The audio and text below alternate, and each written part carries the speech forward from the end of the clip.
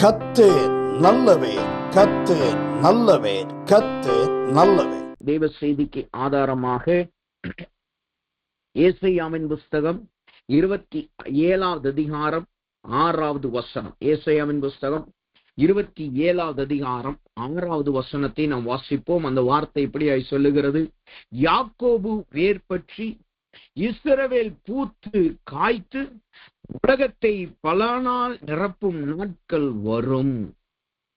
அந்த வசனத்தை மீண்டும் ஒரு விஷயம் வாசிக்கிறேன். யாக்கோபு வேர் பற்றி, இஸ்ரவேல் பூத்து காய்த்து, உலகத்தை பல நாள் நிரப்பும் நாட்கள் வரும். இந்த வசனத்திலே இஸ்ரவேல் பூத்து என்கிற வார்த்தையை நாம் தியானிக்கிறோம், இந்த வசனத்திலே வாசிக்கிறோம். இன்றைக்கு நம்முடைய தேவ செய்தியின் தலைப்பு, நாம் தியானிக்க போகிற தேவ செய்தியினுடைய தலைப்பு என்னவென்றால், இஸ்ரவேல் பூத்து. இஸ்ரவேல் பூத்து. கர்த்தர் இந்த ஏசாயா 27:6 மூலமாய் கர்த்தர் நம்மளோடு இடைபடும்படியாகவும் அவருடைய வார்த்தை நமக்கு பிரத்யேகமாய் கிடைக்கும்படியாக ஒரு நிமிடம் நாம் ஜெபித்து தேவ செய்திக்குள்ளாய் நாம் கடந்து செல்வோம். நாம் ஜெபிப்போம். அன்பின் பரலோக பிதாவே, துதிக்கிறோம், ஸ்தோத்திரிக்கிறோம். ஆண்டவரே, இந்த நாளிலும் தேவனுடைய கிருபையும் தயவும் எங்களோடு கொண்டதற்காக நன்றி செலுத்துகிறோம். ஆண்டவரே, இந்த ஏசாயாவின் புஸ்தகம் 27வது அதிகாரம் 6வது வசனம் சொல்லுகிறபடி, ஆண்டவரே, இஸ்ரவேல் பூத்து என்கிற வார்த்தையை கொண்டு கர்த்தர் எங்களோடு பேசுவீராக. அது எங்களை உமக்குள்ளாய் உருவாக்குகிறதும், இந்த கடைசி நாட்களிலே நீர் சொன்னபடி ஆண்டவரே, இந்த கொடிய நாட்களிலே, வருகிற கொடிய மகா கொடிய நாட்களிலே நாங்கள் கர்த்தருக்குள்ளாய் உறுதியாய் நிற்க, இந்த பூவை போல மலர்ந்திருக்க கர்த்தர் எங்களோடு நீர் இடைப்பட்டுள்ளவீராக. ஆண்டவரே, உம்முடைய வார்த்தை எங்களுக்குள் பிரத்யேகமாய் வெளிப்படுவதாக, சுய மாமிசம் எல்லாம் மறைக்கப்படுவதாக. உடைய வார்த்தையை கேட்கிறது மாத்திரமல்ல, அதன்படி நடக்கிறவர்களாய் கர்த்தர் எங்களை ஆசீர்வதிப்பீராக. எல்லா துதி கனமையிலும் உமக்கு செலுத்துகிறோம். இயேசு நாமத்தில் ஜெபிக்கிறோம் நல்ல பிதாவே, ஆமென், ஆமென். ஏசாயாவின் புஸ்தகம் 27வது அதிகாரம் 6வது வசனத்திலே நாம் வாசிக்கிறோம். இஸ்ரவேல் பூத்து என்ற அந்த வசனம் சொல்லுகிறதை காட்டுகிறது. இன்றைக்கு நாம் தியானிக்க போகிற அந்த வசனம் இஸ்ரவேல் பூத்து. கடந்த சில நாட்களாய் பூக்கள், கிரீடங்கள் என்கிற வார்த்தையை நாம் தியானித்து வருகிறோம். அதிலே இன்றைக்கு நாம் தியானிக்க போகிறது இந்த இஸ்ரவேல் பூத்து. இந்த வசனத்தை நீங்கள் வாசித்து பார்த்தோம் என்றால், அங்கு 2 காரியத்தை ஒரே மனுஷன் அல்லது ஒரே கூட்டத்தாரை குறித்து சொல்லி இருக்கிறது. ஒன்னு யாக்கோபு, 2வது இஸ்ரவேல். ஒன்னு யாக்கோபு, 2வது இஸ்ரவேல். அந்த வார்த்தை தெளிவாய் சொல்லுது பாருங்க. யாக்கோபு வேரூன்றி, இஸ்ரவேல் பூத்து. அதாவது முற்பிதாக்களாகிய ஆபிரகாம், ஈசாக்கு, யாக்கோபு என்கிற முற்பிதாக்களிலே யாக்கோபினுடைய வாழ்க்கை வேரூண்டுகிற வாழ்க்கையா இருந்தது. ஆபிரகாமினுடைய வாழ்க்கை பரதேசியை போல சுற்றி தெரிகிறதா இருந்தது. ஈசாக்கினுடைய வாழ்க்கை ஒரு தோட்டத்தை, ஆபிரகாமின் நாட்கள்ல தோட்டத்தை உண்டாக்கினான். ஈசாக்கின் நாட்களிலே என்ன செய்தான்? அவன் வயல்வெளிகளை நியமித்து, அந்த வயல்வெளிகளே 100 பலனை பெற்றாலும் அவன் எல்லாராலும் துரத்தப்பட்டு அதே இடத்துல பரதேசியாய் சுற்றி திரிகிறவனாய் காணப்பட்டான். ஆனால் யாக்கோபினுடைய நாட்களிலே நீங்க பார்த்தீர்கள் என்றால், அவன் கர்த்தருக்குள் வேரூன்றி நிற்கிறதையும், தம்முடைய ஜனங்கள் வேரூன்றி நிற்க போகிறதையும் அவன் காண்கிறவனாய் காணப்பட்டான். ஏனென்றால் ஆபிரகாமின் நாட்களிலே சொல்லப்பட்ட தீர்க்க தரிசனம் யாக்கோபின் நாட்களிலே நிறைவேற ஆரம்பித்ததை நாம் பார்க்க முடியும். ஆபிரகாமிட்ட கர்த்தர் சொன்னாரு, உன்னுடைய ஜனங்கள், உன்னுடைய சந்ததியார் அந்நிய தேசத்திலே 4 தலைமுறைகள் இருப்பார்கள். அது எப்ப நிறைவேற ஆரம்பித்தது? ஈசாக்கின் நாட்களில் அல்ல, யாக்கோபினுடைய நாட்களில். இப்ப இந்த வசனம் தெளிவாய் சொல்லுகிறது, யாக்கோபு வேரொன்றி, இஸ்ரவேல் பூ பூத்து. அப்ப யாக்கோபின் அனுபவம் என்பது என்ன? அது வேரூன்றுகிற அனுபவம், அது கர்த்தருக்குள் உருவாக்கப்படுகிற அனுபவம், அது கர்த்தருக்குள் நிலைத்து நிற்கிற அனுபவம். ஆனால் இஸ்ரவேலின் அனுபவம் என்பது என்ன? அது ஆரம்ப அனுபவம் அல்ல, இளநிலையின் அனுபவம் அல்ல, வேரூண்டுகிற அனுபவம் அல்ல. அது கர்த்தருக்குள் வேரூன்றி கர்த்தருக்குள் வளர்ந்து படருகிற அனுபவத்தை காட்டுகிறது. கர்த்தருக்குள் வளர்ந்து பூக்களாய் மலருகிற அனுபவத்தை காட்டுகிறது. அது பூவோடு நிற்கிறது மாத்திரமல்ல, அது காய்களை கொடுக்கிறதாயும் காணப்படுது. அந்த வசனம் தெளிவாய் சொல்லுது பாருங்க. யாக்கோபு இஸ்ரவேலாய் மாறுகிறான். இஸ்ரவேல் என்ன செய்கிறான்? அவன் படர்ந்து பூமியை நிரப்புகிறவனாய் காணப்படுகிறான். அப்ப இந்த வார்த்தை யாரை குறித்து சொல்லுகிறது? கர்த்தருக்குள் ரட்சிக்கப்பட்ட ஜனங்களை குறித்து சொல்லல. கர்த்தருக்குள்ளாக ரட்சிக்கப்பட்டு அநேக ஆண்டுகளாயும் காலங்களாய் கர்த்தரால் உருவாக்கப்படுகிறார்களவா, அவர்களை குறித்து தான் இந்த வார்த்தை சொல்லுகிறதா இருக்கிறது. எப்படி யாக்கோபு கர்த்தருடைய ஆசீர்வாதத்தை பெற்றுட்டு தன் தகப்பனை விட்டு தேவனை மாத்திரம் நம்பி, அதாவது தேவனை தன் சொந்த இரட்சகரா ஏற்று அவன் வெளியே வந்தானோ, அதன் பின்பாக உருவாக்கப்பட்டுதான் அவனுக்கு இந்த இஸ்ரவேல் என்கிற பெயர் கொடுக்கப்பட்டது. அப்ப தேவ சமூகத்துல வந்திருக்கிற நாம் இன்றைக்கு கர்த்தர் இஸ்ரவேல் பூத்து என்றால் யாரை குறித்து சொல்லுகிறது? தேவனுக்குள்ளாய் அநேக நாட்களாய் நிலைத்து நிற்கிறவர்களும் கர்த்தரால் ரட்சிக்கப்பட்ட அநேக ஆண்டுகளான ஜனங்களை குறித்து, தேவ ஜனத்தை குறித்து, உங்களையும் என்னையும் குறித்து சொல்லுகிறதாய் காணப்படுகிறது. அப்ப இங்க வசனம் சொல்லுகிறது இஸ்ரவேல் பூத்து என்று வசனம் சொல்லு. இஸ்ரவேல் பூத்து என்று சொல்லு. அப்ப இங்கு சொல்லப்படுகிற இந்த இஸ்ரவேல் பூத்து என்பது எதை காட்டுகிறது? அது எதை சொல்லுகிறதாய் காணப்படுகிறது என்று நாம் பார்த்தோம் என்றால், முதலாவதாக இந்த பூ எதை காட்டுகிறது? இந்த பூ எப்படிப்பட்டதா இருக்கிறது? வேதம் சொல்லுகிறது, ஓசியாவின் புஸ்தகம் 14வது அதிகாரம் 5வது வசனத்தை நாம் வாசித்தோம் என்றால், ஓசியா 14:5 சொல்லுகிறது, நான் இஸ்ரவேலுக்கு பனியை போல் இருப்பேன், அவன் லீலி புஷ்பத்தை போல் மலருவான், லீபனோனை போல வேறொன்றி நிற்பான். அந்த வார்த்தை சொல்லுது பாருங்க, நான் இஸ்ரவேலுக்கு பனியை போல இருப்பேன், அவன் லீலி புஷ்பத்தை போல மலருவான். இந்த இஸ்ரவேல் பூத்து என்றால் என்ன அர்த்தம்? இந்த இஸ்ரவேல் பூத்து என்பது எதை காட்டுகிறது? அது லீலி புஷ்பத்தின் அனுபவத்தை காட்டுகிறது. லீலி புஷ்பத்தை போல பூக்கிற அனுபவத்தை காட்டுகிறது. நாம் லீலி புஷ்பத்தின் அனுபவம் ஆவிக்குரிய வாழ்க்கையில எதை காட்டுகிறது என்பதை பார்ப்பதற்கு முன்பாக இந்த லீலி புஷ்பத்திற்குரிய விசேஷத்தை நாம் பார்ப்போமாக. இந்த லீலி புஷ்பத்தை நீங்க படிச்சு பார்த்தீங்கன்னா, இந்த லீலி புஷ்பத்துக்கு என்று சில விசேஷங்கள் காணப்படுகிறது. இந்த லீலி புஷ்பத்தினுடைய கலர்கள், அதாவது இந்த லீலி பூ இருக்கல்லவா, லில்லி பூன்னு சொல்லுவாங்க, இங்கிலீஷ்ல லில்லி என்று சொல்லுவார்கள். அந்த லில்லி ஃபிளவர் இருக்கல்ல, அதனுடைய கலர் நீங்க பாத்தீங்கன்னா சில இடங்கள்ல வெள்ளையா இருக்கும், சில இடங்கள்ல சிவப்பா இருக்கும், சில இடங்கள்ல இளஞ்சிவப்பா இருக்கிறதை நாம் பார்க்க முடியும். இந்த லில்லி பூவை உலகத்திலே எதற்காக அடையாளமாய் சொல்லுகிறார்கள் என்றால், அது இந்த வெள்ளை பகுதி தூய்மைக்கு அடையாளமாகவும், சிவப்பு பகுதி ஆழமான அன்புக்கு அடையாளமாகவும், இளஞ்சிவப்பு பகுதி பல்வேறு அர்த்தங்களை, அதாவது அது அங்கு இருக்கிற மனுஷர்களை குறிக்கிறதாயும் காணப்படுகிறது. உலகத்திலே நான் சொல்லுகிறேன், வேதம் சொல்லுகிறபடி அல்ல, அதன் உலகத்தின்படி சில குறிப்புகளை நாம் பார்க்கிறோம்.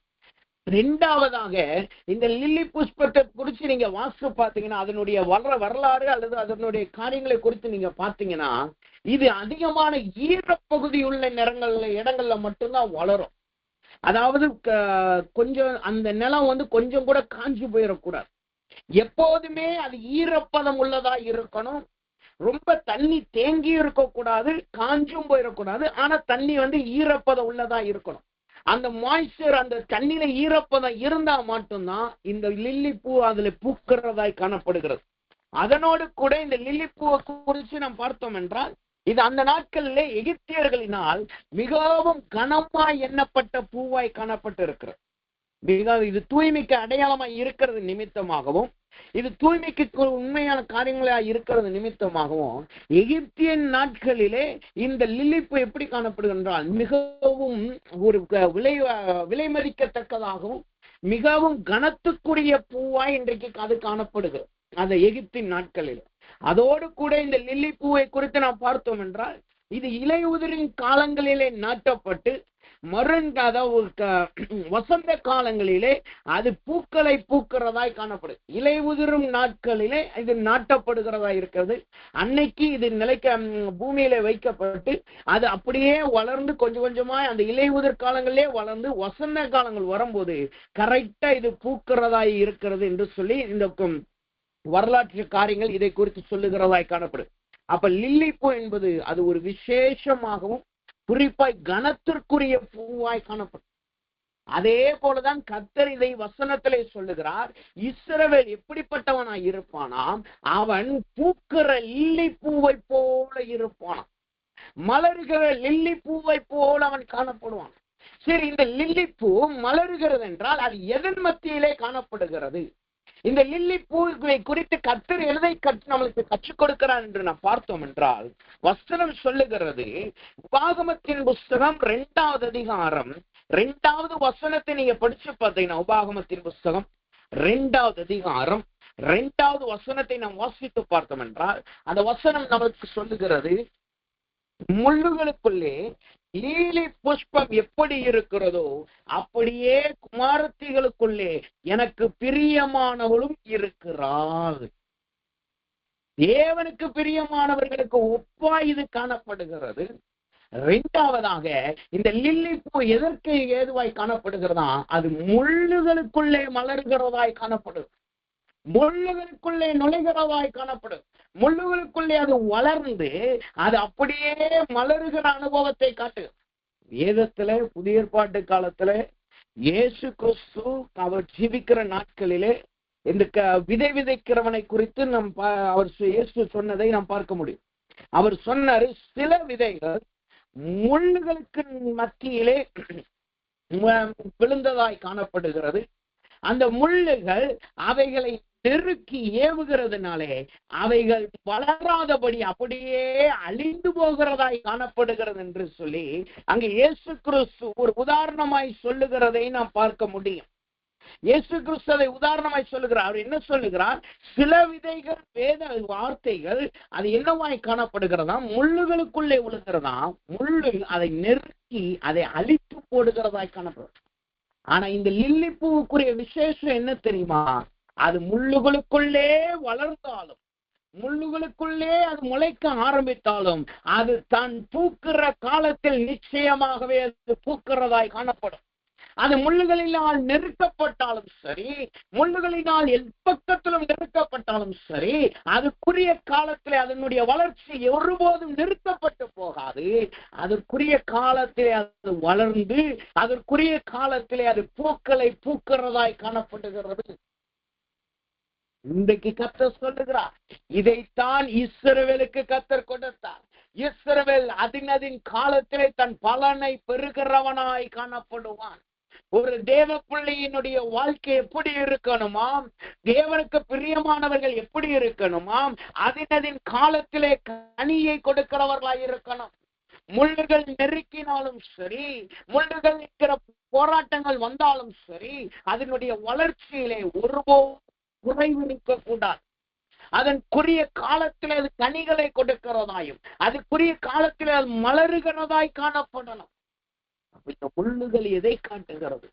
முள்ளுகள் எதை சொல்லுகிறது என்று நாம் வாசித்தோம் என்றால், லூக்காவின் புஸ்தகம் 12வது அதிகாரம் 27வது வசனத்து 26 மற்றும் 27 நீங்க வாசித்து பார்த்தீங்கன்னா, லூக்கா 12, 26 மற்றும் 27 சொல்லுகிறது, மிகவும் அற்புதமான காரியம் முதலாய் உங்களால் செய்யக்கூடாதிருக்க மற்றவைகளுக்காய் நீங்கள் கவலைப்படுகிறது என்ன?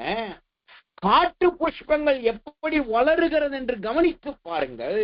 அவைகள் உழைக்கிறதும் இல்லை, நூற்கிறதும் இல்லை என்றாலும் சாலமோன் முதலாய் தன் வஸ்திர மகிமையிலும் அவைகளில் ஒன்றை போல் ஆகிலும் உடுத்தி இருந்தது இல்லை என்று உங்களுக்கு சொல்லுகிறேன். இந்த வார்த்தை சொல்லுது பாருங்க, காட்டு புஷ்பங்களை சொல்லுகிறார். நம்ம தமிழ் வேதாகமத்துலதான் அது லில்லி புஷ்பம் என்று சொல்லாம காட்டு புஷ்பம் என்று சொல்லப்படும். ஆனா இங்கிலீஷ் வேதாகமத்திலும் கிரேக்க மொழியாகிய மூல பாஷையிலும் எழுதப்பட்ட இந்த புதிய ஏற்பாடு எழுதப்பட்ட மூல பாஷை கிரேக்க மொழியிலையும் நீங்க பாத்தீங்கன்னா கீர்னான் என்று சொல்லப்படும். கீர்னான் என்றால் லில்லி புஷ்பம். லீலி புஷ்பம் தான் அந்த கீர்னான் என்கிற கிரேக்க மொழியாய் காணப்படும். இங்கிலீஷ் வேதாகமத்திலும் லில்லி என்று சொல்லப்படுகிறதை நான் பார்க்க முடியும். காட்டு புஷ்பங்கள் என்று தமிழ்ல படும். அப்ப இங்க இயேசு சொல்லுகிற காட்டு புஷ்பம் என்பது என்ன? அது லீலி புஷ்பத்தை குறிக்கிறதாய் காணப்படும். லீலி புஷ்பத்தை குறித்து கர்த்தர் என்ன சொல்றாரு பாருங்க, அவைகள் விதைக்கிறதும் இல்லை, அவைகள் உழைக்கிறதும் இல்லை, அவைகள் நூற்கிறதும் இல்லை, ஆனால் சாலமோன் உடுத்தின ஆடையை காட்டிலும் மேலான அழகான வஸ்திரம் அதற்கு கொடுக்கப்பட்டுள்ளது. சாலமோன் தான் வேதத்துல பார்த்தா இருக்கிறதுல பெரிய ராஜா என்பது செல்வங்களே. ஏன்னா அவனுடைய நாட்களிலே அவன் சுற்றிலும் அமெரிக்கையா இருந்தது. எல்லா ராஜ்யத்தோடும் ஐக்கியம் வைத்திருந்தான். எல்லா சத்துருக்களும் அவனை நேசிக்கிறவர்களாய் காணப்பட்டார்கள். அவனுடைய நாட்களிலே செல்வங்கள், வெள்ளிகளும் பொன்னுகளும் தாராளமாய் இருந்ததை நான் பார்க்க முடியும். வெள்ளிகள் எல்லாம் ஒரு பொருட்டா எண்ணப்படாத காலங்களா இது காணப்பட்டது. அவ்வளோ உயர்ந்த நாட்களா இருந்தது. ஆனா வேதம் என்ன சொல்லுது பாருங்க, சாலமோன் கூட லீலி புஷ்பம் உடுத்திருக்கிற உடையை போல் அவன் உடுத்திருக்க மாட்டான். அவ்வளோ அழகாகவும் அவ்வளவு சிறப்பான வஸ்திரம் தேவனினால் இந்த லீலி புஷ்பத்திற்கு கொடுக்கப்பட்டுள்ளது. அப்ப இந்த புஷ்பம் எங்க வளர்கிறது?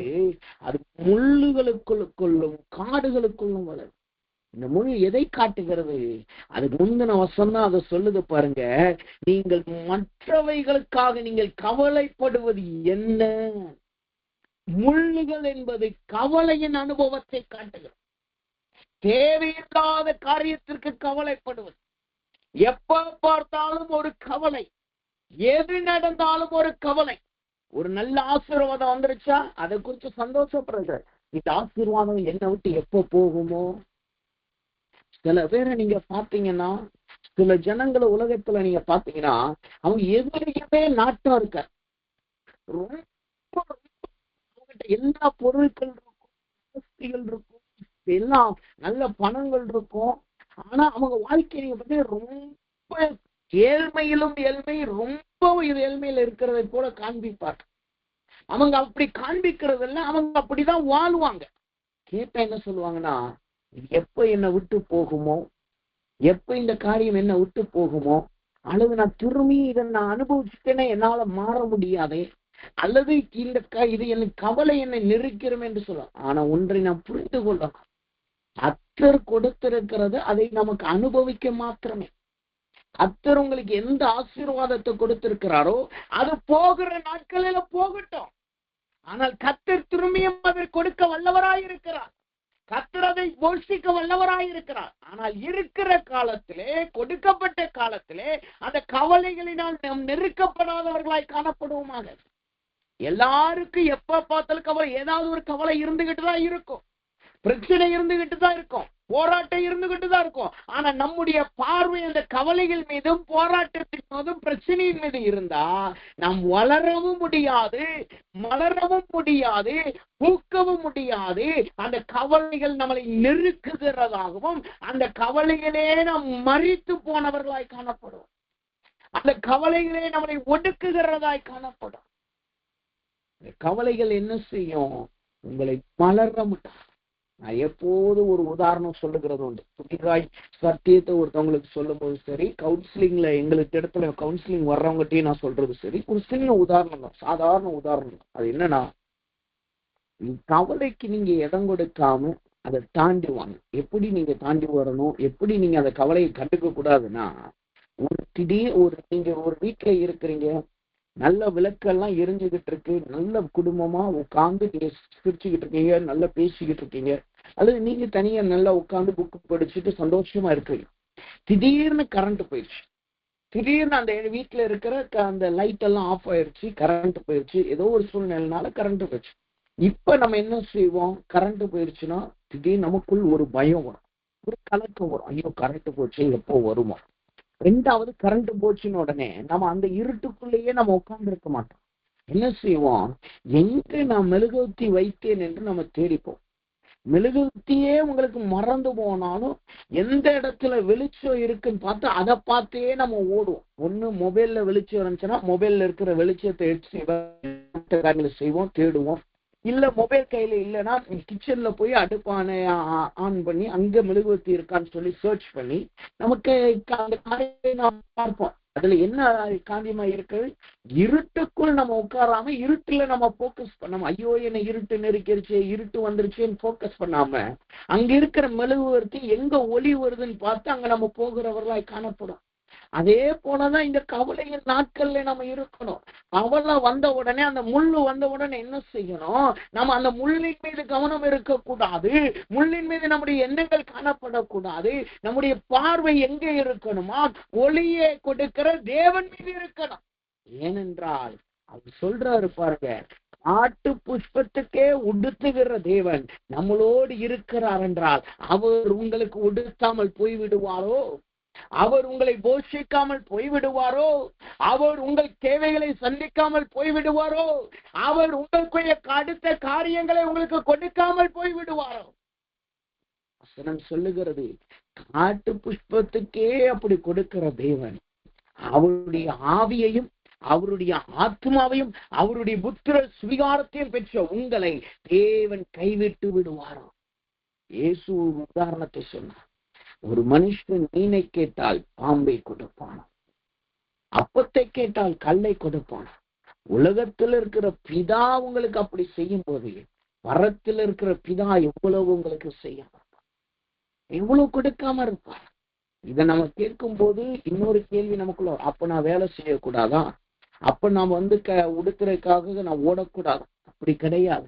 அதே தேவன் கற்றுக் கொடுத்திருக்கார். எறும்பின் இடத்தில் போய் கற்றுக்கொள்ளுங்க. அது என்ன செய்யுமா?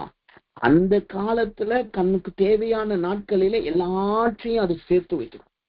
ஒரு மனப்பாட்டோடு அது வேலை செய்யும்.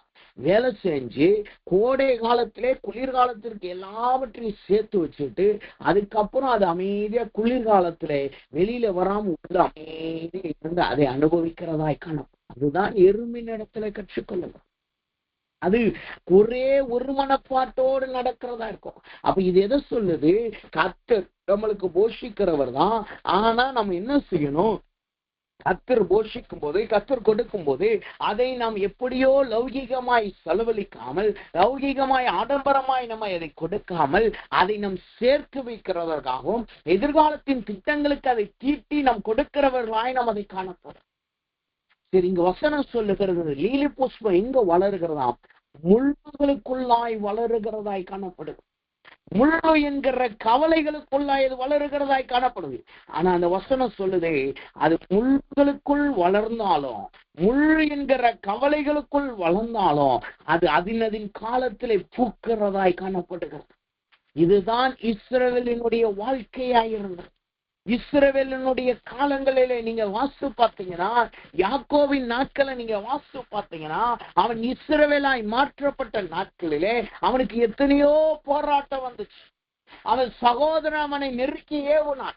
அவன் பிள்ளைகள் அவன் வாசனையை கெடுத்து போட்டார்கள். அவனோடு இருந்த அவனுடைய சொந்த மகள் மற்றவளினால் சீர்திருக்கப்பட்டவளாய் காணப்பட்டான். ஆனா எந்த சூழ்நிலையிலும் கர்த்தர் அவனை கைவிடவே இல்லை. அவன் மாமனார், இஸ்ரவேலின் மாமனார் அவனை ஏமாற்றும் பொழுதும், 10 முறை ஏமாற்றும் பொழுதும், குளிரினால் இவன் பட்சிக்கப்படும் பொழுதும், வெயிலின் உஷ்ணத்தினால் இவன் பட்சிக்கப்படும் பொழுதும் கர்த்தர் அவனோடு கூட இருந்தார். கர்த்தர் அவனோடு கூட இருந்து அவனை முற்றிலும் ஆசீர்வதித்தார். அவன் வெறும் கையாய் ஒரே கோலை பிடித்து போன மனுஷன் எல்லா ஏமாற்றத்திலும் ஜெயித்து அவன் இரட்டை பரிவாரத்தோடு திரும்பி வருகிறவனாய் இருக்கிறான். தன் சகோதரனுக்கு தேவையான ஆடு மாடு வேலைக்காரர்களை கொடுக்கிறவனாய் காணப்பட்டான். இதுதான் லீலி புஷ்பத்தின் அனுபவம். லீலி புஷ்பம் என்பது என்ன? கவலைகள் மத்தியிலும் போராட்டத்தின் மத்தியிலும் கர்த்தருடைய நம்பிக்கையிலே நிலைத்திருப்பது, கர்த்தரால் போஷிக்கப்படுகிற அனுபவம், கொடுக்கப்படுகிற அனுபவம், கர்த்தரை நம்பி லீலி புஷ்பத்தின் அனுபவமாய் காணப்படுகிறது. கர்த்தரை நம்பி வாழ்ந்துட்டா, கர்த்தரை தேவைகளுக்கு நம் கர்த்தரை நம்பி வாழ்ந்துட்டா ஒருபோதும் நம் மற்றவர்களை குறித்து கவலைப்படவே. நம்ம இடத்துல திட்டங்கள் இருக்கும், நம்ம இடத்துல எதிர்காலத்தின் யோசனைகள் இருக்கும். ஆனா கவலைகள் என்பது இருக்கவே இருக்கு. ஏனென்றால் வசனம் சொல்லுது பாருங்க, மத்தேயுவின் புத்தகம் 6வது அதிகாரம் 26 நீங்க வாசித்து பார்த்தீங்கன்னா இயேசுவானவர் இப்படியா சொல்லுகிறார். மத்தேயுவின் புஸ்தகம் 6வது அதிகாரம் 27வது வசனத்தை நீங்க வாசித்து பார்த்தீங்கன்னா வசனம் சொல்லுது, கவலைப்படுகிறதுனாலே உங்களில் எவன் தன் சரீரத்தின் அளவோடு ஒரு முழத்தை கூட்டுவான்? கவலைப்படுகிறதுனாலே எவன் உங்கள் சரீரத்துல ஒரு முழத்தை கூட்டுவான். என்ன அர்த்தம்? நம்ம கவலைப்படுறதுனால ஒண்ணு நடக்க போவது கிடையாது. மூலையில போய் நீங்க உட்கார்ந்து அதையே யோசித்து கொண்டு அதிலேயே டிப்ரெஷனாக அதே மன அழுத்தத்துல இருக்கிறதுனால ஒண்ணு நடக்க போறது கிடையாது. அன்னாளுக்கு கவலை இருந்தது. அவள் ஆலயத்திலே தேவ சமூகத்திலே ஜெபித்தாள். தேவன் ஜெயத்தை கொடுத்தார். யாக்கோபுக்கு கவலை இருந்தது. அவனை இரட்டை பரிவாரத்தோடு கர்த்தர் ஆசீர்வதித்தார். ஆகாருக்கு கவலை இருந்தது, யோசேப்புக்கு கவலை இருந்தது. ஆனால் எல்லாரும் அவங்க கவலையிலே கர்த்தரை நோக்கி ஓடினார்கள். அவர்கள் ஜெயம் பெற்றவர்களாய் மாறினார்கள். ஆனா வேதத்திலே ஒரு மனுஷன் கவலையில இருந்து கர்த்தரை விட்டு விலகி நின்னா அவன் பரலோக ராஜ்யத்தை இழந்து போனான். யார் அந்த மனுஷன்? மத்தேயுவின் புஸ்தகம் 19வது அதிகாரத்திலே நீங்க வாசித்து பார்த்தீங்கன்னா, ஒரு வாலிபன் இயேசுவின் இடத்துல வருகிறான். அவன் சொல்றான், ஆண்டவரே, பரலோக ராஜ்யத்தை சுதந்திரிப்பதே, பரலோக ராஜ்யத்தை காண்பதற்கு நான் என்ன செய்ய வேண்டும்? உடனே இயேசு சொல்றாரு, அவனிடத்துல சொல்றாரு, நீ எல்லா கற்பனைகளின் கட்டளைகளையும் நீ கை கொள்வாயா? உடனே அவன் சொல்றான், என் தகப்ப நான் சிறு வயது முதற்கொண்டே நான் அவைகளை நான் ஏற்றுக்கொள்ளுகிறவனாகவும் அதை பின்பற்றுகிறவனாய் நான் காணப்படுகிறேன். அவன் சொல்றான் பாருங்க, அந்த வாலிபன் அவரை நோக்கி, இவை எல்லாமே என் சிறு வயது முதல் கை கொண்டிருக்கிறேன். அடுத்த வார்த்தை சொல்லுது, உனக்குன்ற எல்லாவற்றையும் விற்று தரித்திரத்துல கொடுன்னு சொல்றான். கொண்டு சொல்லி இயேசு சொன்ன உடனே அந்த வசனம் சொல்லுது பாருங்க, அவன் துக்கம் அடைந்தவனாய் போய்விட்டான். அவனுக்குள்ள அந்த கவலை நெருக்குச்சு. என்ன கவலை? நான் எல்லாத்தையும் கொடுத்துட்டேன்னா நான் என்ன செய்யறது? எல்லாத்தையும் தரித்திரர்களுக்கு கொடுத்துட்டா நான் என்ன செய்யுது? அவன் நோக்கம் நல்லாதான் இருந்துச்சு. என்ன நோக்கம்? அவன் எதிர்பார்ப்பு என்ன? பரலோக ராஜ்யத்தை சுதந்திரிக்கணும். ஆனா அவனுக்குள் இருந்த கவலை அவனை இயேசுவை விட்டு விலகி போக வச்சது. அடுத்ததா இயேசு ஒரு வார்த்தை சொல்றாரு பாருங்க, அந்த வார்த்தை தான் ரொம்ப முக்கியமான வார்த்தை. அப்பொழுது இயேசு தம்முடைய சீஷர்களை நோக்கி, ஐஸ்வர்யவான் பரலோக ராஜ்யத்தில் பிரவேசிப்பது அரிதென்று மெய்யாகவே உங்களுக்கு சொல்லுகிறேன். என்ன அர்த்தம்? அந்த வாலிபன் பரலோக ராஜ்யத்துக்கு போகணும்னு நினைச்சான். ஆனா அவன் கவலை அவனை பரலோக ராஜ்யத்தை இழக்க பண்ணினது. நாம் அநேக நேரம் தேவனை இழந்து போவதற்கான காரணம் என்ன தெரியுமா? நமக்குள் இருக்கிற விசுவாசத்தை இழந்து போவதற்கான காரணம் என்ன தெரியுமா? நம்முடைய வாழ்க்கையில கர்த்தர் அற்புதம் செய்யக்கூடாதபடி நாம் நடந்து கொள்வதற்கான காரணம் என்ன தெரியுமா? நம் கவலைக்கு இடம் கொடுக்கிறோம். கவலைகளுக்கு நாம் முக்கியத்துவம் கொடுக்கிறோம். அந்த கவலையிலே கர்த்தரை தேடுறது கிடையாது. அந்த துக்கத்திலே நாம் அழுதுகிட்டு இருக்கோமே தவிர அந்த கவலைகளையும் துக்கத்தையும் மாற்றி போடுகிற வியாபாரம் பற்றி பாரத்தோடு இருக்கிறவர்களே, என்னிடத்தில் வாருங்கள், நான் உங்களுக்கு இளைப்பாறுதல் கொடுக்கிறேன் என்று சொன்ன தேவனிடத்துல நாம் போகாம மற்ற மனுஷர்களிடத்துல ஓடுறோம். அழுதுகிட்டே உட்கார்ந்து இருக்கிறோம். அதனால ஒன்றுமே சாதிக்க முடியாது. அது நம்மளை தேவனை மறக்க பண்ணும். அது தேவனை தூஷிக்க பண்ணும். அது பரலோக ராஜ்யத்தை இழக்க பண்ணும். லீலி புஷ்பத்தின் அனுபவம் என்ன?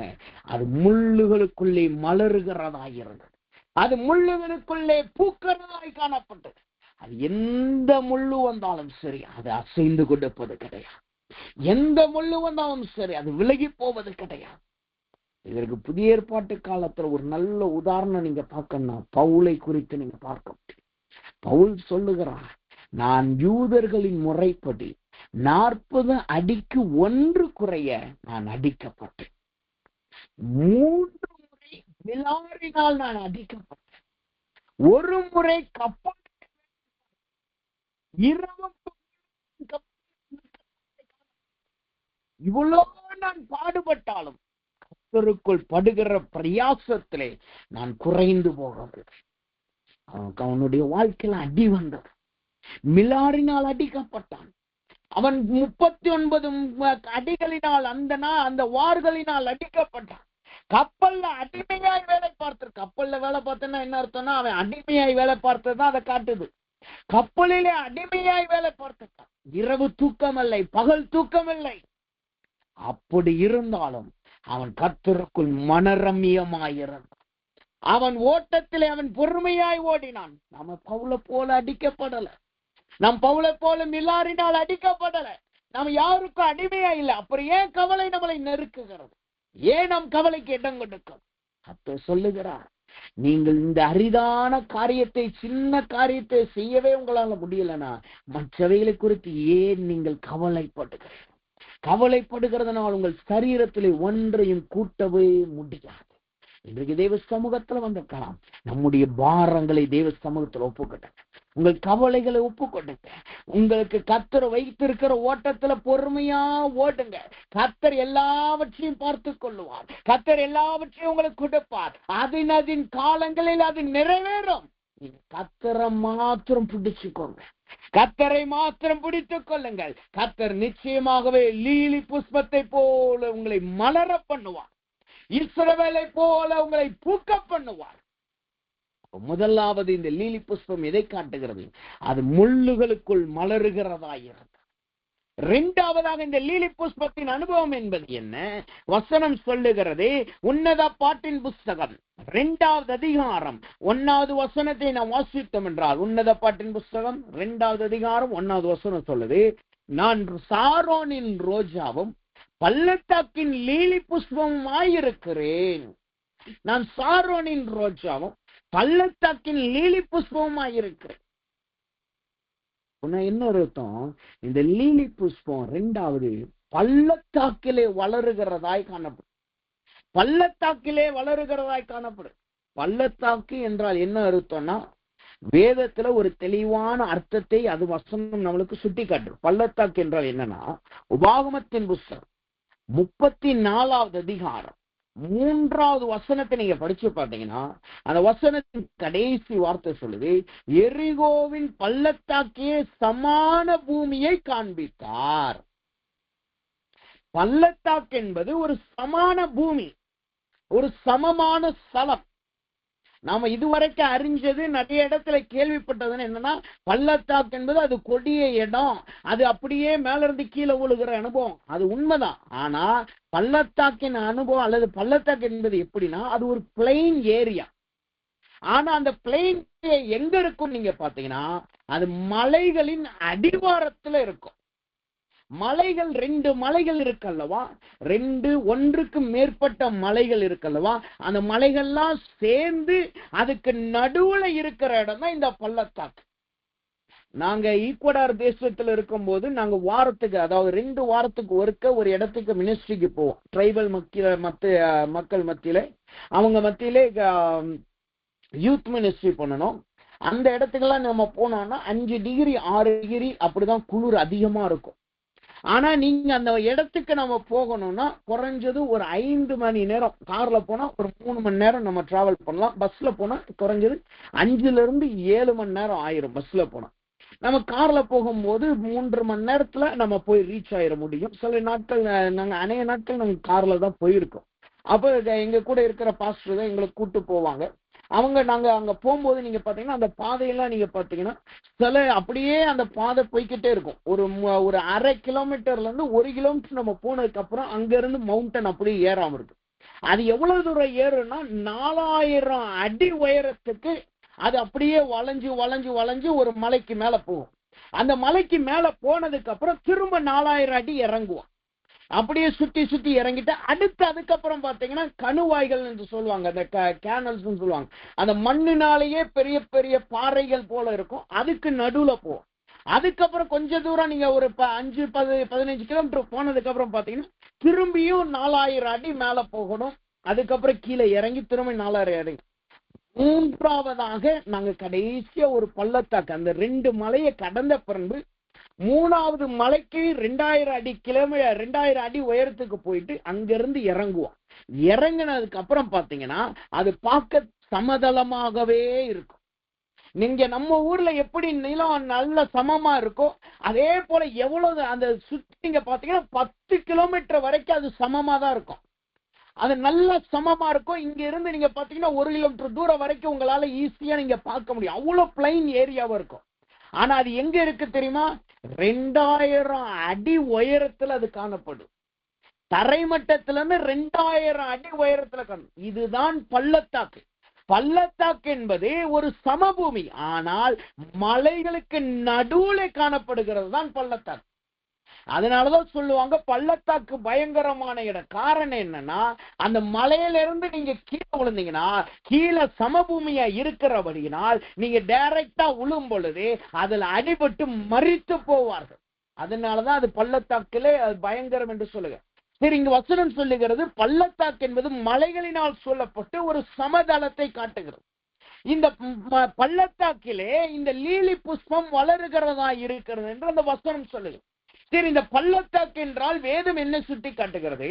சங்கீதத்தின் புஸ்தகத்திலே நாம் வாசித்தோம் என்றால் அந்த வசனம் சொல்லுகிறது, நம் மரணத்தின் பள்ளத்தாக்கிலே நான் நடந்தாலும், மரணம் என்னும் பள்ளத்தாக்கிலே நான் நடந்தாலும் கர்த்தர் என்னோடு கூட இருக்கிறார்.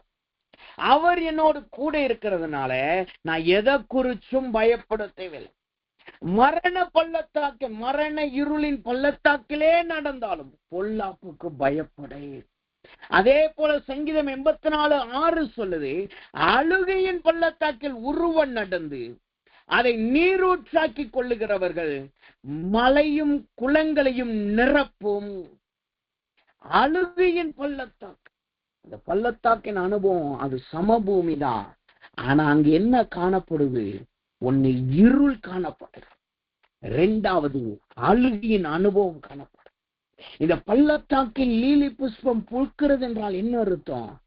இருளின் அனுபவத்திலும் அழுகையின் அனுபவத்திலும் இது வளர்கிறதாய் காணப்படுகிறது. முதலாவது நான் பார்த்தோம் கவலை, அது பாரம். ஆனா இரண்டாவது இருக்கிறது என்ன தெரியுமா? அது கூக்குரலின் அனுபவம். கூக்குரலின் அனுபவத்துல இந்த புஷ்பம் பூக்கிறதா இருக்கிறது. ஒரு நல்ல உதாரணத்தை வேதத்துல இருந்து பாத்தீங்கன்னா, இயேசு சொன்னார் தலித்தாக்குமி என்று சொல்லி சிறு பிள்ளையை உயிரோடு அவர் எழுப்பினார். இயேசு சிறு பிள்ளையை உயிரோடு எழுப்பினார். அவர் சொல்லுகிறார் தலித்தாக்குமி என்று வசனம் சொல்லுங்க. நீங்க வசனத்துல நீங்க வாசித்து பார்த்தீங்கன்னா அந்த வார்த்தை இப்படி சொல்லுகிறது, அவர் 12 வயசுள்ள சிறு பிள்ளை. மார்க்குவின் புஸ்தகம் 5வது அதிகாரம் 21வது வசனத்துல வாசித்து பார்த்தா, அந்த வசனத்தை நாம் வாசிக்கும் பொழுது அங்க மார்க் விளக்கமா சொல்றாரு, அவர் ஜெப ஆலயத்துல இருக்கிறவர் ஒரு மனுஷன், அவன் வந்து தேவனிடத்துல சொல்றான், என் குமாரத்தின் மரண அவஸ்தைப்படுகிறாள் சொல்ற, மரண அவஸ்தைப்படுகிறவளாய் காணப்படுது. அவள் வந்து இயேசுவின் இடத்துல அவன் அழுகிறவனாய் காணப்படுறான். இப்ப இன்னொரு மனுஷன் வந்து சொல்றான், உன் குமாரத்தை மறுத்து போயிட்டா, நீ இப்ப ரபியை கவலைப்படுத்த வேண்டாம், துக்கப்படுத்த வேண்டாம், அவளை டிஸ்டர்ப் பண்ண வேண்டாம். ஆனா இயேசு அதை கேட்டுட்டு அவனுடைய வீட்டுக்கு போகிறான்.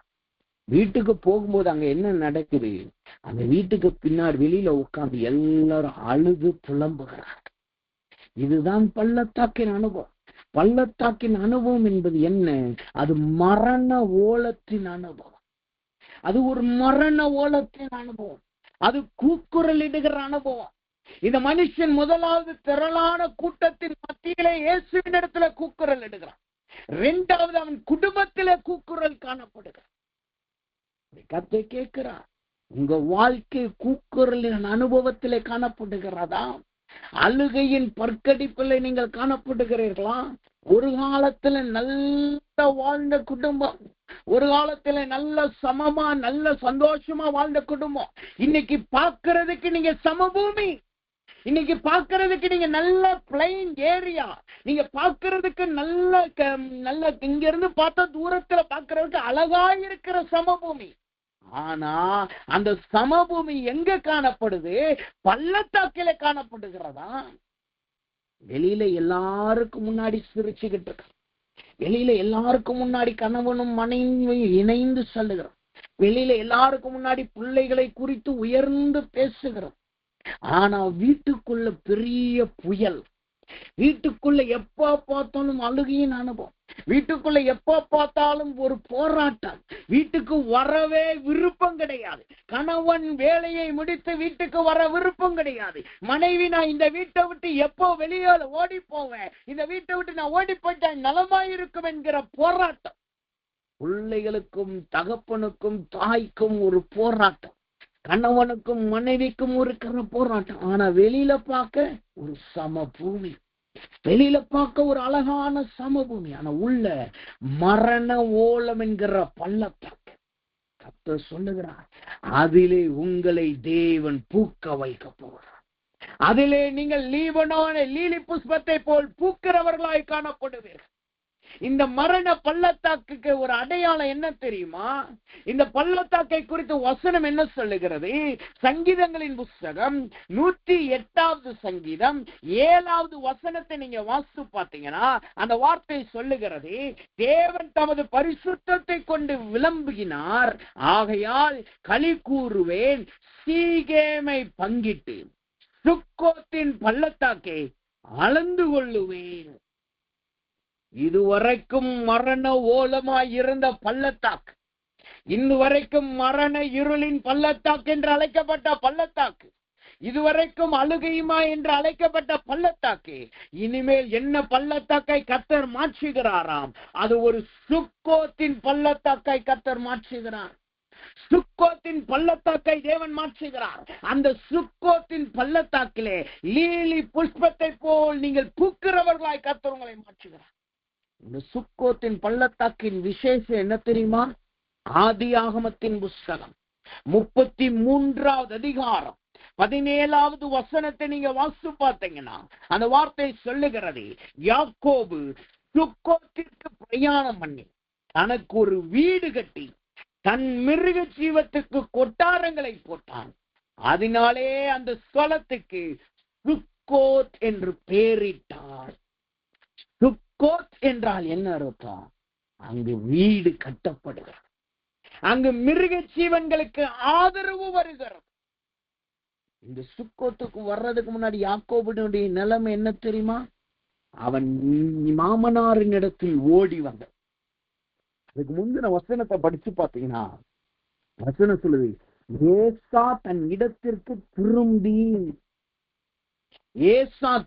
தன் வந்த வழியிலே சேயிருக்கு போனான். இந்த சுக்கோத் என்றால் என்ன அனுபவம் தெரியுமா? அவன் பல ஆண்டுகளாய் போராடி கொண்டிருந்த போராட்டத்துக்கு அங்கு ஒரு விடுதலை, பல வருஷங்களாய் போராடி கொண்டிருந்த போராட்டத்துக்கு ஒரு விடுதலை, அவன் ஏமாற்றப்பட்ட அனுபவத்திற்கு ஒரு விடுதலை, மரணத்தை குறித்ததான பயத்திலிருந்து ஒரு விடுதலை, சாவை குறித்ததான ஒரு பயத்திலிருந்து ஒரு விடுதலை, கொலை செய்யப்பட்டுவேனோ என்ற பயத்திலிருந்து ஒரு விடுதலை, சகோதரரோடு இருந்த பகையிலிருந்து ஒரு விடுதலை, மனுஷர்களோடு போராடுகிற போராட்டத்திலிருந்து ஒரு விடுதலை. இந்த விடுதலைக்கு அப்புறம் அவன் சுக்கோத்துக்கு போகிறான். போய் என்ன செய்யறான்? தனக்கென்று ஒரு வீடு கட்டுகிறான். அதுதான் யாக்கோபு முதல்ல கட்டின வீடு. அதுவரைக்கும் அவன் மாமனாரின் வீட்டை அண்டி இருந்தான், மாமனாரின் ஆடுகளை நம்பி இருந்தான். 2வது ஏசாவின் ஆசீர்வாதத்தை திருடி எடுத்துக்கிட்டவனா இருந்தான். ஆனா இப்ப மாமனாரும் இல்ல, ஏசாவை குறிச்சு பயமும் இல்லை. அவன் தன் குடும்பத்திற்காய் ஒரு வீடு கட்டுகிறவனாய் மாறினான். தன் மிருக ஜீவன்களுக்காய் ஒரு கொட்டாய் போடுகிறவனாய் மாறினான். கர்த்தர் சொல்லுகிறார், நீங்கள் இன்றைக்கு பள்ளத்தாக்கிலே இருக்கலாம், ஆனால் நீங்க இருக்கிற பள்ளத்தாக்கை கர்த்தர் ஒரு சுக்கோத்தின் பள்ளத்தாக்கை மாறுகிறார். இதுவரைக்கும் மாமனாரின் சார்ந்து இருந்தீங்க, இதுவரைக்கும் மனுஷர்களுடைய ஆதரவை நம்பி இருந்தீங்க, யாராவது எனக்கு கொடுத்தா நல்லா இருக்கும் நம்பி இருந்தீங்க, இதுவரைக்கும் மரணத்தை குறித்ததான பயம் இருந்துச்சு, யாராவது என்னை கேவலப்படுத்திடுவாங்களோ, என்னை கொன்று போட்டுருவாங்களோ, என்ன தூஷணமை எண்ணிடுவார்களோ என்று பயத்திலும் அழுகையிலும் மரண கோலத்திலும் இருந்தீங்க. ஆனால் இனிமேல் கர்த்தர் அதை சுக்கோத்தாய் மாற்றுகிறார். நீங்கள் உங்களுக்கென்று ஒரு ஆதரவை வைக்க போகிறீர்கள், உங்களுக்கென்று ஒரு வீடை கர்த்தர் கொடுக்கிறார். உங்கள் மிருக ஜீவன்களாகிய உங்கள் பலனுக்கும் ஆசீர்வாதத்தை கர்த்தர் கொடுக்கிறார். இந்த சுக்கோத் என்பது யாக்கோபு தனக்காய் ஒரு வீடு கட்டினார். யாக்கோபு தனக்காய் ஒரு வீடு கட்டினார். இந்த வீடு கட்டுறது என்பது என்ன தெரியுமா? அவன் தனக்கென்று ஒரு ஸ்தலத்தை ஆயத்தப்படுத்தினான். கர்த்தர் சொல்லுகிறார், இதுவரைக்கும் நீங்க போராடி ஒரு நிலம் கூட வாங்க முடியல. இதுவரைக்கும் போராடி நல்ல கனவுகள் இருந்துச்சு, தரிசனங்கள் இருந்துச்சு. என் பிள்ளைகளுக்காக இதை செய்யணும், என் கடைசி காலத்திற்கு இதை செய்யணும், எனக்காய் ஒரு வீடு இருந்தா நல்லா இருக்கும், எனக்கு ஒரு ஆதரவு இருந்தா நல்லா இருக்கும், எனக்கு ஒரு அடையாளம் இருந்தா நல்லா இருக்கும். ஆனா இருக்கிற இடம் மரணத்தின் ஓலம், இருக்கிற இடம் அழுகையின் பற்கடிப்பு இடம். ஆனா கர்த்தர் சொல்லுகிறார், அந்த அழுகையை இன்றைக்கு மாற்றுகிறார். அந்த அழுகையின் போராட்டத்தை மாற்றி நீங்கள் ஒரு வீடு கட்டுற அளவுக்கு கர்த்தர் உங்களை உயர்த்துகிறார். நீங்கள் உங்களுக்கென்று ஒரு ஸ்தலம் என்கிற அடையாளத்தை நீங்கள் கொடுக்க போகிறீர்கள். அந்த சுக்கோத்திலே நீங்கள் வாசம் பண்ண போகிறீர்கள். அதுல நீங்க வாசம் பண்ணுகிறது மாத்திரமல்ல, உங்களுடைய மிருக ஜீவன்கள் வாசம் பண்ணு. மிருக ஜீவன்கள் என்பது என்ன தெரியுமா? அது ஒரு ஆஸ்தியையும் அந்தஸ்தையும் காட்டும். ஆபிரகாம் நாட்களிலே அவனிடத்துல இருந்து ஆசீர்வாதத்தை பூமி தாங்கணும். அது என்ன ஆசீர்வாதம் தெரியுமா? மிருக ஜீவன்களின் ஆசீர்வாதம். யோபுவின் இடத்துல இருந்து ஆசீர்வாதம் தெரியுமா? மிருக ஜீவன்களின் ஆசீர்வாதம். இங்க வசனம் சொல்லுது, அவன் சுக்கோத்திலே அவன் மிருக ஜீவனுக்கு ஒரு கொட்டாய் போட்டான். இது எதை காட்டுகிறது தெரியுமா? இதுவரைக்கும் உங்களுக்கு ஆசீர்வாதம் வந்துச்சு, ஆனா வெயிலினால் அது பட்சிக்கப்பட்டது. சில காலங்கள் குளிரினால் அது பட்சிக்கப்பட்டுச்சு. வந்த ஆசீர்வாதங்கள் எப்படி போச்சுன்னே தெரியல. கர்த்தர் கொடுக்கிற பொருளாதார ஆசீர்வாதம் எப்படி போச்சுன்னே தெரியல. வந்த உலக குடும்பத்தின் ஆசீர்வாதங்கள் எப்படி போச்சுன்னே தெரியல. எப்படியோ அது கரைந்து உங்களை விட்டு ஓடி போயிடுச்சு. ஆனா இனிமேல் நீங்கள் அதற்கு ஒரு கொட்டாய் போட போகிறீர்கள். அந்த ஆசீர்வாதம் உங்களிடத்திலே தங்க போகிறது. அதை இனிமேல் வெயில் பட்சிக்கிறது கிடையாது. அதை இனிமேல் குளிர் தாக்குகிறது கிடையாது. அது ஒரு கொட்டாய் என்கிற தேவனுடைய பாதுகாப்பினால் அது காக்கப்படுகிறதாயும் அதிலே நீங்கள் பெருகுகிறவர்களாயும் நீங்கள் மாறுகிறீர்கள். இதுதான் இஸ்ரவேல் பூக்கிற அனுபவம். முந்தின வசனத்தை நீங்க படிச்சு பார்த்தீங்கன்னா, ஆதியாகமத்தின் புஸ்தகம் 33வது அதிகாரம் முதல் வார்த்தையிலிருந்து 32ல இருந்து நீங்க படிச்சு பார்த்தீங்கன்னா, யாக்கோபு என்று அழைக்கப்பட்ட மனுஷன் இஸ்ரவேலாய் மாறுகிறான். தேவனோடு மனுஷனோடும் போராடி அவன் இஸ்ரவேலாய் மாறுகிறான். அவன் இஸ்ரவேலா மாறின உடனே அவன் பூக்க ஆரம்பித்தான். சொல்லுகிறான், இதுவரைக்கும் நீங்க வேறுட்டுக்கிட்டதான் இருந்தீங்க. இதுவரைக்கும் வேறு போல தரைக்கீழ மறைஞ்சுதான் இருந்தீங்க. யாருக்கும் உங்களை பத்தி தெரியல, யாரும் உங்களை பற்றி அறிந்ததில்லை. ஆனால் இனிமேல் நீங்கள் வேற போல மறைஞ்சு போயிருக்க போவதில்லை. யாக்கோபை போல நீங்க மறைஞ்சிருக்க போவதில்லை. இஸ்ரவேலை போல நீங்கள் வளர போகிறீர்கள். நீங்கள் வளர்ந்து பூக்க போகிறீர்கள். உங்கள் பூக்கள் காய்களாய் மாறுகிறது. அந்த காய்கள் பூமியை நிரப்ப போகிறது. அது எதை காட்டுகிறது? சாட்சியின் வாழ்க்கையை காட்டுகிறது. உங்கள் சாட்சி உங்களை சுற்றி இருக்கிறவர்களுக்கு பரவ போகிறது. அவங்க சொல்ல போறாங்க, ஒரு காலத்துல இவன் வேற போல மறைஞ்சிருந்தான், ஆனா இன்னைக்கு இவன் பூக்கிற மனுஷன். இன்றைக்கு இவன் பூக்கள் காய்களாய் மாறுகிறது. இவன் காய்கள் எனக்கு பலனாயிருக்கிறது. இதுதான் இஸ்ரவேல் பூக்கிற அனுபவம். ஆனா இதுல ஒரு காரியத்தை கற்று சொல்லுகிறான். இந்த இஸ்ரவேல் லீலி புஷ்பத்தை போல மலருகிறது என்றால் அது எப்ப மலரும் தெரியுமா? எப்ப இஸ்ரவேல் பூக்கும் தெரியுமா? வசனம் சொல்லுது. நான் வாசித்த ஓசியாவின் புஸ்தகம் 14வது அதிகாரம் 5வது வசனத்தை நீங்க வாசித்து பாருங்க. அந்த வார்த்தை தெளிவாய் சொல்லுகிறது, நான் இஸ்ரவேலுக்கு பனியை போல் இருப்பேன். நான் இஸ்ரவேலுக்கு பனியை போல இருப்பேன். இந்த பனி என்பது எதை காட்டுவது தெரியுமா? ஆதியாகமத்தின் புஸ்தகம் 2வது வசனம் 2வது அதிகாரத்துல நீங்க வாசித்து பார்த்தீங்கன்னா, 4வது அதிகாரத்துல நீங்க வாசித்து பார்த்தீங்கன்னா வசனம் சொல்லுது, பூமியை பனி நிரப்பினது. பூமியை பனி நிரப்பினது. அந்த பனி நிரப்புகிறதுனால் பூஞ்சைகளும் புல்களும் பூண்டுகளும் வளர்ந்தது. பூஞ்சைகளும் பூண்டுகளும் புல்களும் வளர்ந்தது. இந்த பனி என்பது, பனியின் நிரப்புகிற அனுபவம் என்பது என்ன? பனியை போல கர்த்தர் உங்களை நிரப்புகிறார் என்றால் என்ன அர்த்தம்? ஆதியாகமம் 2:6 சொல்லுகிறது, அது மூடு பனி பூமியில் எழும்பினது, அது பூமியை நனைத்தது. அது நினைத்ததுனால என்ன நடக்குது? கர்த்தர் அங்கு இருக்கிற மரங்களையும் செடி கொடிகளை வளர பண்ணினார். கர்த்தர் சொல்லுகிறார், கர்த்தர் உங்களை நிரப்பும் போது நீங்கள் லீலி புஷ்பத்தை போல மலருவீர்கள். நீங்க பள்ளத்தாக்கிலே இருந்தாலும் அது சுக்கோத்தின் பள்ளத்தாக்காய் மாறும். நீங்கள் பள்ளத்தாக்கிலே இருந்தாலும் அதிலே நீங்கள் வாழ்வாழ்ந்து வளருகிறவர்களாய் இருப்பீர்கள். முதலாவது கர்த்தர் சொன்ன வார்த்தையின்படி கர்த்தர் உங்களை பனியை போல உங்களை நிரப்பிட்டா கவலைக்கு நீங்க இடம் கொடுக்க மாட்டீங்க. முள்கள் மத்தியிலே நீங்க இருந்தாலும் அதிலையும் நீங்கள் மலருகிறவர்களாய் காணும். இரண்டாவதாக இந்த பனி எதை காட்டு தெரியுமா? இது ஒரு அடையாளத்தை காட்டுகிறார். கர்த்தர் உங்களோடு இருக்கிறார் என்கிற அடையாளம். கிதியோன் இடத்துல சொன்னார், நீ பராக்கிரமசாலி. உடனே கிதியோன் சொன்னார், ஆண்டவரே இந்த தோளின் மீது உடைய பனி பெய்யும். உடனே கர்த்தர் அந்த பனியை கொடுத்தார். அதுக்கப்புறமா சொன்னா, இந்த தோலை தவிர பூமியில எல்லா இடத்திலும் பனி பெய்யட்டும். கர்த்தர் தோலை தவிர எல்லா இடத்திலும் பனி பெய்வித்தார். அது எதை காட்டுகிறது? கர்த்தர் கிதியோன் இருக்கிறதை அடையாளத்தோடு நிரூபித்தார். இதை கர்த்தர் சொல்லுகிறார், நீங்கள் பனியினை நிரப்பப்பட்டுட்டீங்கன்னா, அந்த அடையாளம் உங்களுக்கு வந்துருச்சுன்னா, நீங்க லீலி புஷ்பத்தை போல மலருவீர்கள். நீங்கள் இஸ்ரவேலை போல மலருவீர்கள். இஸ்ரவேலை போல நீங்கள் பூப்பீர்கள். இஸ்ரவேலை போல விசேஷமானவர்களாய் மாறுவீர்கள். மீண்டும் நான் சொல்லுகிறேன், லீலி புஷ்பம் என்பது அது கனத்துக்குரியது. அது ராஜாவின் வஸ்திரத்தை காட்டிலும் மேலானது. அது ஈரப்பதம் என்கிற பனி என்கிற இடத்திலே காணப்படுகிறது. இன்றைக்கு நாம் அப்படி கர்த்தர் நம்மளை மாற்ற போகிறார். உங்களை பூ பூக்கிறவர்களாய் கர்த்தர் மாற்ற போகிறார். நீங்கள் இஸ்ரவேலை போல பூ பூக்க போகிறீர்கள். இப்போ எல்லாரும் கண்களை மூடுவோம். நம்முடைய வாழ்க்கையில, உங்க வாழ்க்கையில எந்த காரியங்கள் உங்களுக்கு முல்லை போல காணப்படுகிறது, எந்த அனுபவம் உங்களுக்கு முல்லை போல காணப்படுகிறது, எந்த அனுபவம் உங்களுக்கு பள்ளத்தாக்கை போல இருக்கிறது, கர்த்தர் இப்பொழுது அவைகளை மாற்றுவாராக. கர்த்தர் உங்களை அந்த அனுபவத்திலே பூக்க பண்ணுவாராக. நீங்கள் முள்ளுகள் மத்தியிலே பூக்கிற லீலி புஷ்பத்தை போல மலரப் போகிறீர்கள். பள்ளத்தாக்கிலே மலருகிற லீலி புஷ்பத்தை போல மலரப் போகிறீர்கள். கர்த்தர் உங்களை ஒரு லீலி புஷ்பத்தை போல மாற்றுகிறார். இப்பொழுது மூடுவோமாக. இஸ்ரவேலை பூக்கிற காலங்கள் வந்தது. இஸ்ரவேலை பூக்கிற போல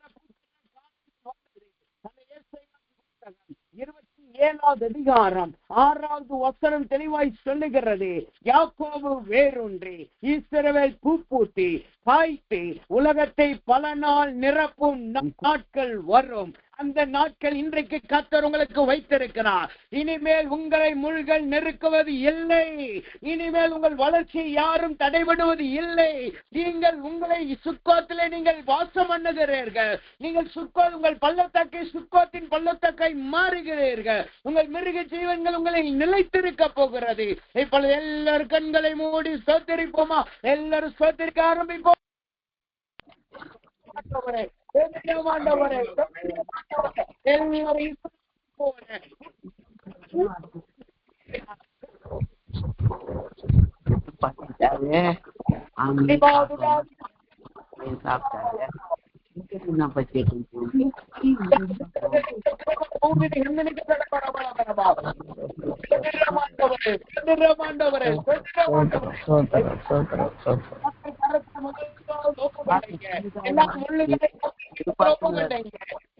குறித்த கவலைகள், பிள்ளைகளை குறித்த கவலைகள், தேவையை கவலைகள்,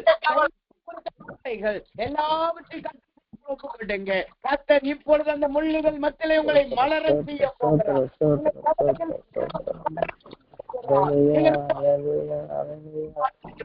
இரண்டாவதாய் நாம் வாசிக்கிறோம், பள்ளத்தாக்கு சுக்கோத்தின் பள்ளத்தாக்கை மாறுகிறது.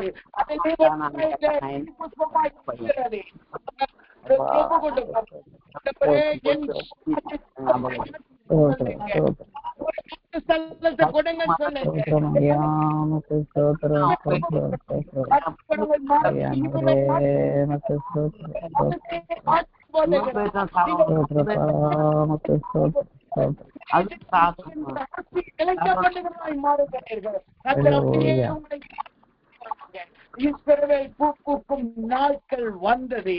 இஸ்ரவேல் பூக்கும் அதே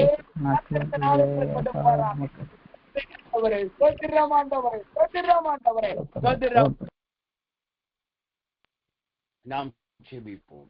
அன்பின் பரலோக பிதாவே, துதிக்கிறோம், ஸ்தோத்திரிக்கிறோம். இதனாலும் தேவனுடைய கிருபையும் தயவும் எங்களோடு கூட நன்றி செலுத்தும்.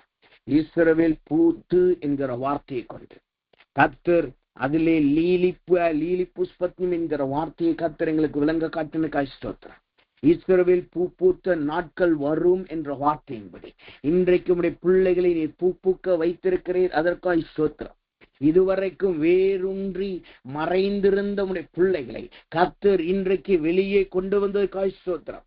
முற்களினால் மறைந்திருக்கிற அனுபவம், போராட்டத்தினாலும் கவலையினாலும் மறைந்திருக்கிற அனுபவத்தை கர்த்தர் மாற்றி ஒரு லீலி புஷ்பத்தை போல் இன்றைக்கு கர்த்தர் முள்களின் மத்தியிலே பூக்க பண்ணினதற்காய் ஸ்தோத்திரம். ஆண்டவரே, எல்லா கவலைகளை கர்த்தர் மாற்றி போட்டதற்காய் ஸ்தோத்திரம். எல்லா போராட்டங்களை கர்த்தர் எடுத்து போட்டதற்காய் ஸ்தோத்திரம். ஆண்டவரே, இரண்டாவதாய் கர்த்தர் சொன்ன வார்த்தையின்படி ஆண்டவரே, மரணமும் அழுகையுமாய் இருந்த பள்ளத்தாக்கை ஒரு சுக்கோத்தின் பள்ளத்தாக்கை போல நம்முடைய பிள்ளைகளுக்காய் மாற்றினதற்காய் ஸ்தோத்திரம். ஆண்டவரே, நம்முடைய பிள்ளையின் அழுகைகள், மரணத்தின் எண்ணங்கள் மாறினதற்காய் ஸ்தோத்திரம். தேவையில்லாத பயங்களை கர்த்தர் மாற்றிப்பட்டதற்காய் ஸ்தோத்திரம். சுக்கோத்திலே யாக்கோபு வீடு கட்டினான் அல்லவா, சுக்கோத்திலே யாக்கோபு கொட்டாய் போட்டான் அல்லவா, அதே போல நம்முடைய பிள்ளைகளுக்கு நீர் ஒரு நல்ல பொருளாதார ஆசீர்வாதத்தை கொடுப்பீராக, வீடுகள் கட்டுவார்களாக, இவர்களுக்கென்று ஒரு அடித்தளத்தை கர்த்தர் கொடுப்பீராக, இவர்கள் கொட்டாய் என்கிற நிலைத்திருக்கிற ஆசீர்வாதத்தை நம்முடைய பிள்ளைகள் கொடுப்பீராக. பனியினாலும் சூட்டினாலும் பட்சிக்கப்பட்ட அனுபவத்தை கர்த்தர் மாற்றிக்கொண்டே ஸ்தோத்திரம். ஆண்டவரே, எல்லாவற்றுக்கும் மேலாய் ஏசா அவன் வந்த விதமாய் திரும்பினான். மாமனார் அமைதியாய் விலகி போனான். அதே போல இந்த பிள்ளைகள் வாழ்க்கையிலே இந்த மரண ஓலத்திற்கும் அழுகைக்கும் ஆண்டவரே காரணமாயிருக்கிற ஏசாயின் அனுபவங்கள், எல்லா லாபானின் அனுபவங்கள் மாறுவதாக, அந்த மனிதர்களை கர்த்தர் விட்டு விலகுவாராக. அதன் நிமித்தமாய் இவர்களுக்கு சுக்கோத்தை கர்த்தர் கொடுக்கிறார். சுக்கோத்திலே இவர்கள் வாழ்வாங்கு வளர்ந்து ஒரு லீலை புஷ்பத்தை போல் மலர்வார்களாக. ஆண்டவரே, அப்படி சிறுக்காய் நன்றி செலுத்துவோம். எல்லா துதி கன மகிமை நமக்கு செலுத்தும். இயேசுவின் நாமத்தில் செபிக்கிறோம் நல்ல பிதாவே, ஆமென், ஆமென்.